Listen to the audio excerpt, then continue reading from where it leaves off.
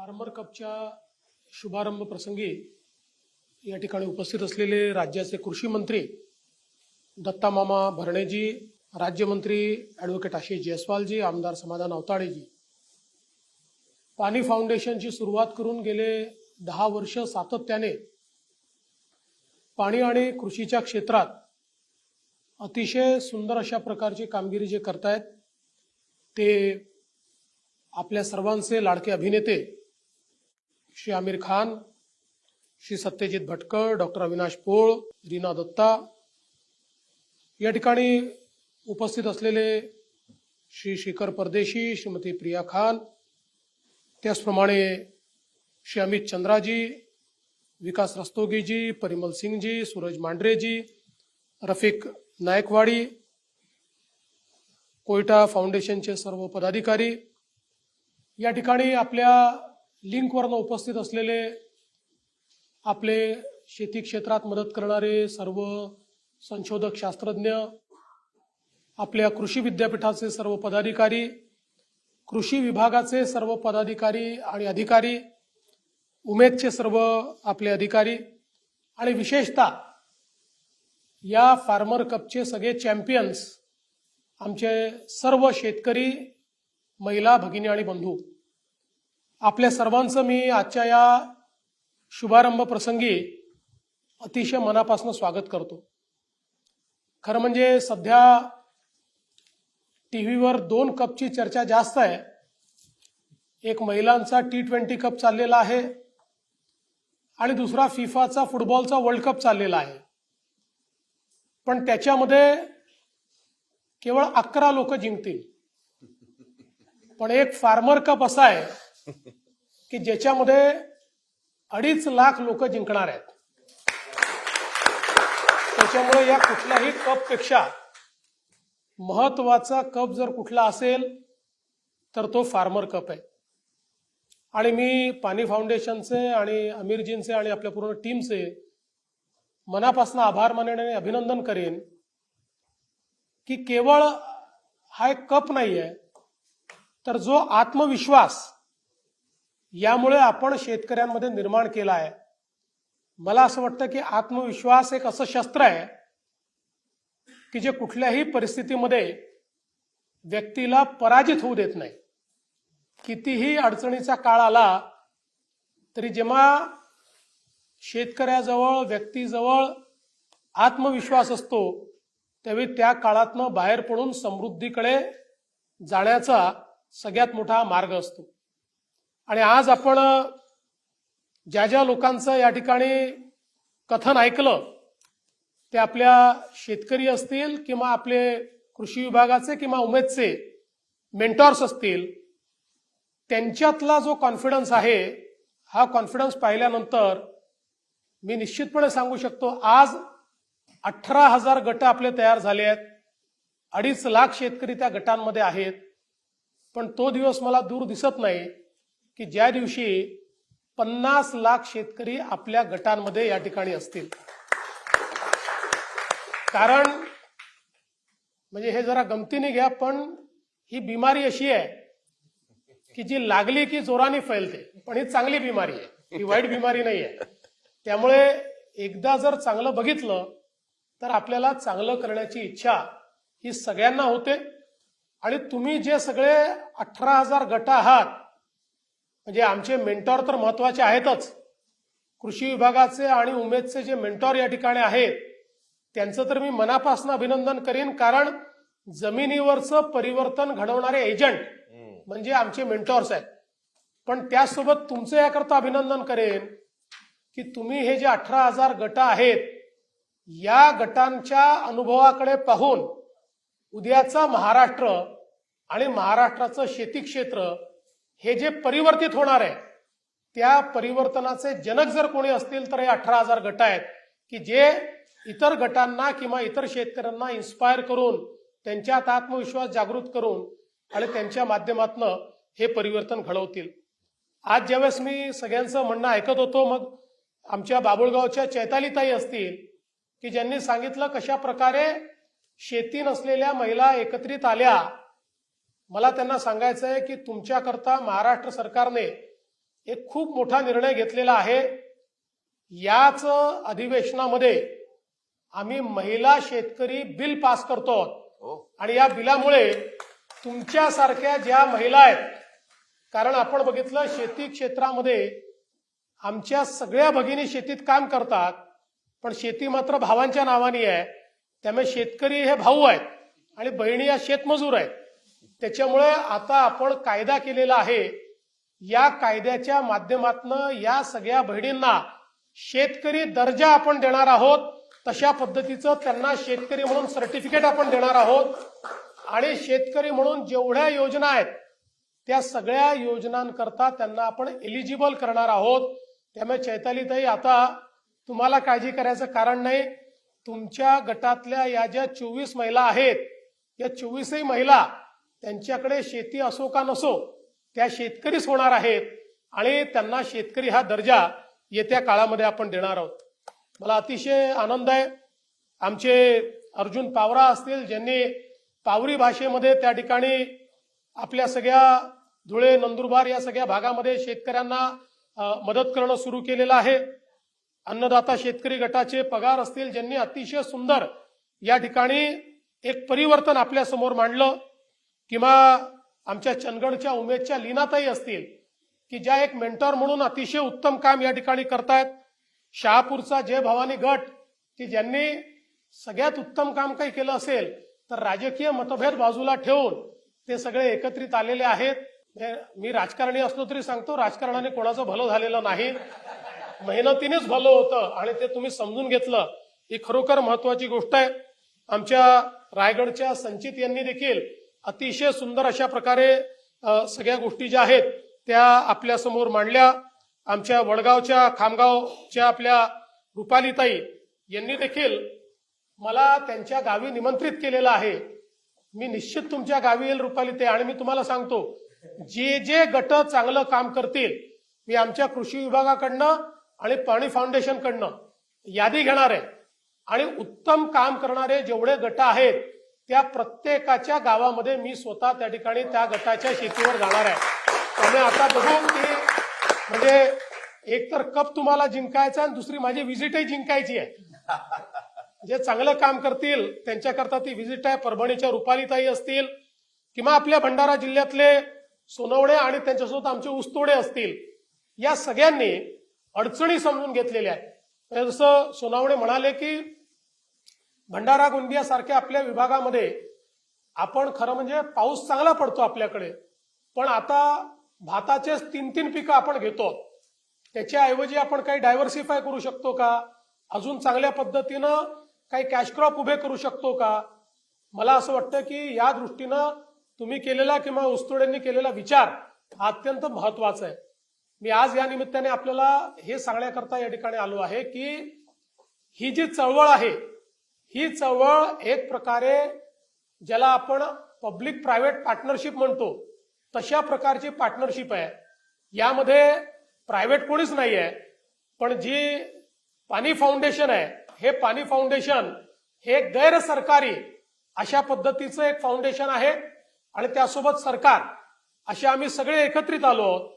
आणि जसं मी मागच्या फार्मर कप मध्ये सांगितलं की या ठिकाणी इतकी मोठी यंत्रणा आमची आहे, वेगवेगळ्या पद्धतीनं आमचे सगळे विभाग शासनाचे या क्षेत्रात काम करतात, रिसोर्सेस देखील आम्ही मोठ्या प्रमाणात त्या ठिकाणी लावतो. पण हे सगळं लावल्यानंतरही हे काम मोठ्या प्रमाणात सायलोजमध्ये होतं. किंबहुना याच्यामध्ये जेवढ्या मोठ्या प्रमाणात लोकसहभाग पाहिजे, सरकारला सरकारी पद्धतीत लोकसहभाग घेणं कठीण जातं. पण या सगळ्या गोष्टी आज फार्मर कपमुळे आम्हाला त्या ठिकाणी सहज शक्य झालेल्या आहेत. एक प्रकारे हे जे नियोजन झालंय फिजिकल आणि डिजिटल पद्धत जी काही विकसित झाली आहे ती मला असं वाटतं अत्यंत महत्वाची आहे. आणि मगाशी मी आमिर यांच्याशी चर्चा करताना सांगितलं की आज आपल्या देशामध्ये महाराष्ट्र हे पहिलं राज्य आहे की ज्या राज्याने महाविस्तार ऍपच्या माध्यमातून पूर्णपणे आर्टिफिशियल इंटेलिजन्सचा उपयोग हा शेतीत कसा करता येईल याचं कार्य आपण सुरू केलंय. त्यामुळे आता फार्मर कपचे जे काही डेटाबेसेस आहेत हे सगळे महाविस्तारशी आपण इंटिग्रेट करू, ज्या माध्यमातनं पुढच्या काळामध्ये अधिक लोकांपर्यंत ते पोहोचवता येतील आणि जे फार्मर कपचे लर्निंग्स आहेत त्या लर्निंग्सच्या आधारावर आपल्या जे काही आपले धोरण आहेत ते धोरण आपल्याला बदलता येतील. खरं तर आपल्याला कल्पना आहे की समृद्ध शेती ही दुर्दैवाने अधोगतीकडे जाण्याची कारणं जर काही असतील तर त्यातलं महत्वाचं कारण आहे की परिवार वाढल्यानंतर शेतीचं जे फ्रॅगमेंटेशन झालं आणि त्यातनं ॲव्हरेज आमच्याकडे लोकांचं जे लँड होल्डिंग आहे हे कमी कमी होत गेलं. आज 80% शेतकरी महाराष्ट्रातला अल्पभूधारक आहे. अल्पभूधारक शेतकरी हा आपल्या शेतीमध्ये गुंतवणूक करू शकत नाही आणि आज जेव्हा शेतीचंही जागतिकीकरण झालंय, शेतमालाचे भाव आता सरकार ठरवत नाही, शेतमालाचे भाव जगाची बाजारपेठ ठरवते.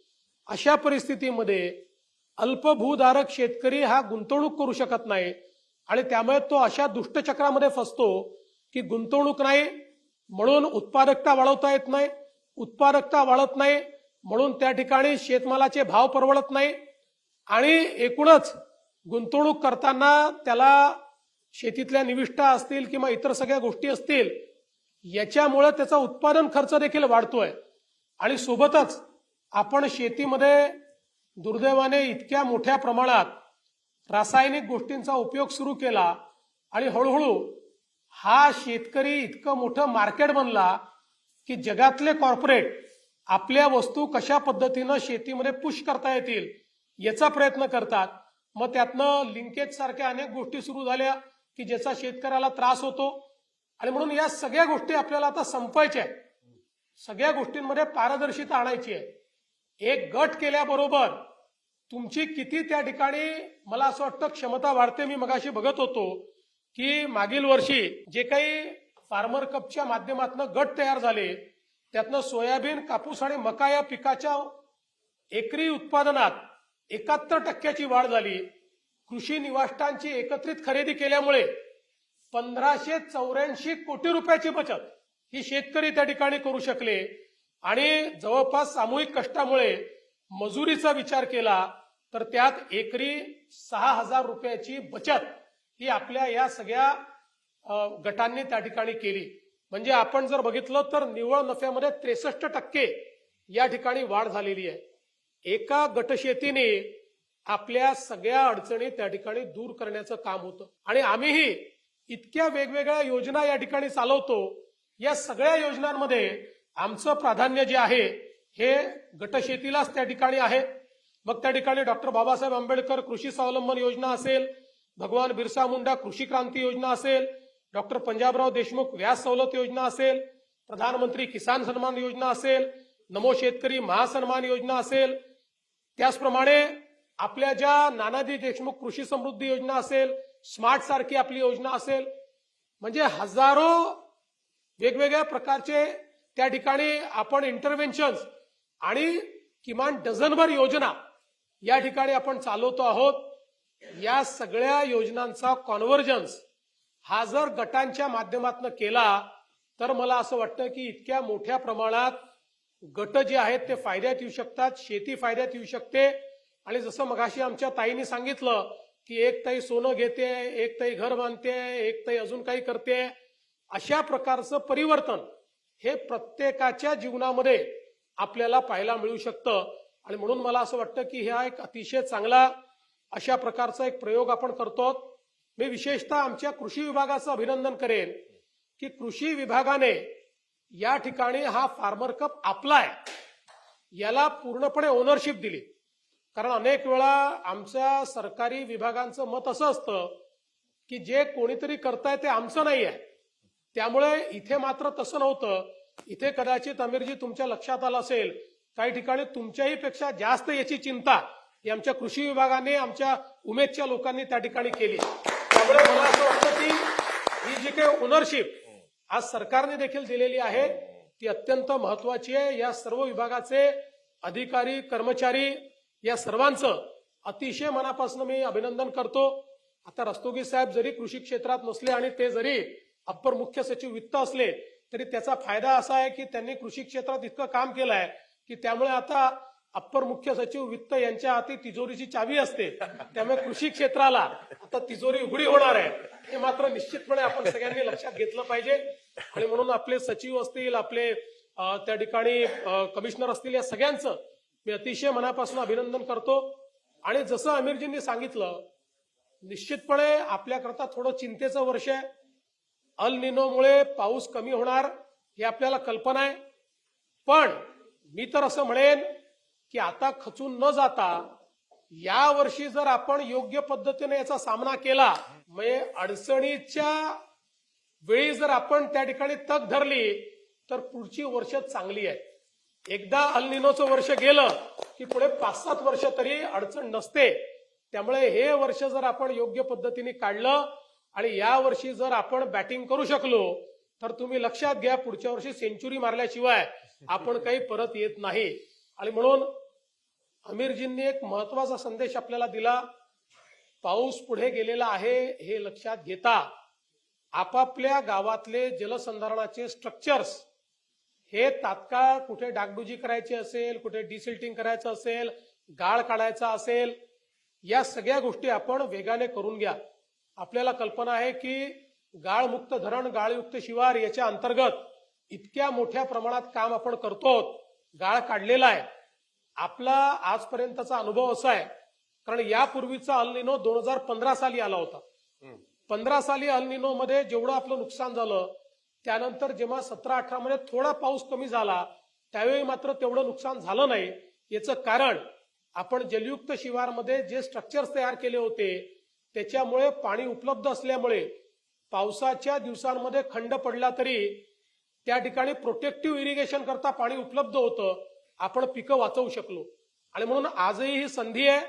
जे जुने स्ट्रक्चर्स आहेत, या स्ट्रक्चर करता जिल्हाधिकाऱ्यांना सांगितलंय, कृषी विभाग त्याला आपण सांगितलंय, जलसंधारण विभागाला सांगितलेलं आहे, पैसा देखील त्याच्याकरता रिलीज केलेला आहे.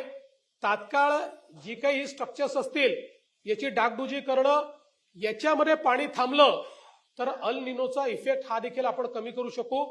आणि या पावसामध्ये खंड पडलेल्या दिवसांमध्ये जो काही ताण पडतो, तो ताण न पडता त्याला थोडं प्रोटेक्टिव्ह इरिगेशन देऊन आपण आपली पिकं वाचवू शकतो. त्यामुळे मला विश्वास आहे की आता जर सगळे एकत्रित आलो आहोत, तर जसं मगाशी त्या ठिकाणी आमच्या शहापूरवाल्यांनी नदी पुनरुज्जीवित केली किंवा ती साफ केली, तसे सगळे स्ट्रक्चर जेवढे उपलब्ध असतील, काही जुने स्ट्रक्चर असतील, प्रत्येक स्ट्रक्चरमध्ये पाणी थांबवण्याचा प्रयत्न हा आपण या समोरच्या कालावधीत करावा, अशा प्रकारची विनंती आपल्या सर्वांना करतो. आणि आपल्या सगळ्यांच्या आत्मविश्वासामुळे माझा आत्मविश्वास फार वाढलेला आहे. आज मला तुमच्याकडे पाहून हे वाटतं की आमच्या समोरचं सगळ्यात जास्त चॅलेंजिंग क्षेत्र हे शेतीचं क्षेत्र आहे. पण अशा पद्धतीनं काम केलं तर पुढच्या 5 ते 7 वर्षामध्ये शेतीचं क्षेत्र हे पूर्णपणे परिवर्तित करून आपण दाखवू शकतो. आणि त्याचं सगळं श्रेय हे तुम्हाला सगळ्यांना जाईल. म्हणून तुम्हाला मी मनापासून शुभेच्छा देतो. प्रत्येकाने कप जिंकण्याचा प्रयत्न करा. कप नाही मिळाला तरी तुम्ही विनर आहात, तुम्ही जिंकणार आहात. त्यामुळे जिंकण्याकरता सर्वांना शुभेच्छा देतो. धन्यवाद. जय हिंद, जय महाराष्ट्र आणि जय शेती.